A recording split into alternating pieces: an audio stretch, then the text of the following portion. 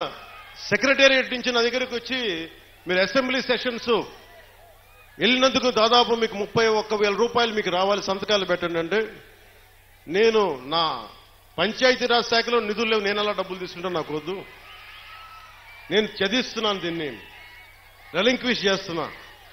30,000 నేను వదిలేస్తే ఒక ప్రభుత్వ ఉద్యోగికో ఒక కానిస్టేబుల్కో జీతాలకు వెళ్ళిపోతుంది. అంటే ఇంత బాధ్యతగా ఉండాలి అని నేను ముందుకెళ్తున్నా. నా ముందున్న చాలా బాధ్యతలు ఇచ్చారు మీరు. ఇందాక సాగునీటి గురించి చెప్పాను. చాలాసార్లు వర్మ గారు, కృష్ణరాజు గారు, మన జనసేన నాయకులు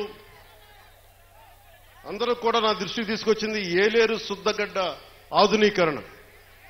ఈ దాదాపు పెద్దాపురం నియోజకవర్గం నుంచి కూడా దీనికి ఫలితం ఉంటుంది. దీనిని ముందుకు తీసుకెళ్లి, నాకు కొద్దిగా సమయం కావాలి ఇది హ్యాండిల్ చేయడానికి, దీన్ని ముందుకు తీసుకెళ్ళడానికి. నిన్నే అధికారులతోటి సమీక్షలో మాట్లాడాను. అలాగే పురోహితిక దేవాలయం అమ్మవారిని కేంద్రంగా చేసుకొని, పిఠాపురాన్ని ఆధ్యాత్మిక కేంద్రంగా చేసుకొని, టెంపుల్ సర్క్యూట్, టెంపుల్ టూరిజంను డెవలప్ చేస్తాను. మొన్నే అడగండి, ప్రధానమంత్రి గారిని కలిశారు.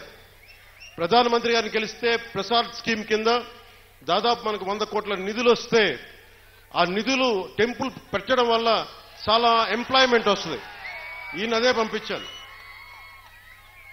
ఈయన అడిగారు, ఉదయ్ నన్ను ఏం చెప్పంటారు, ప్రధానమంత్రి గారు రమ్మన్నారు, కలుస్తున్నారు, మేము అడిగితే ఒకటే చెప్పారు, 140 కోట్ల ప్రజల బాధ్యతల్ని, బరువుని, కష్టాల్ని మోసే ప్రధానమంత్రి గారికి మనం బలం అవ్వాలి కానీ బరువు అవ్వకూడదు. అదే చెప్పాను ప్రధానమంత్రి గారికి.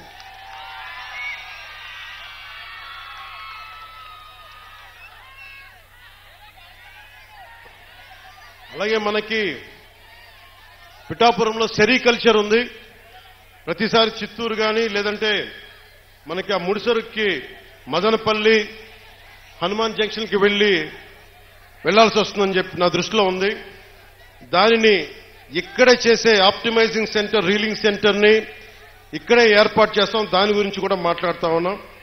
అలాగే ఉత్పత్తిలో విత్తనాలు మరియు బహుళ పంటలకు సంబంధించిన చాలా డిమాండ్ ఉందని కాబట్టి ఇక్కడే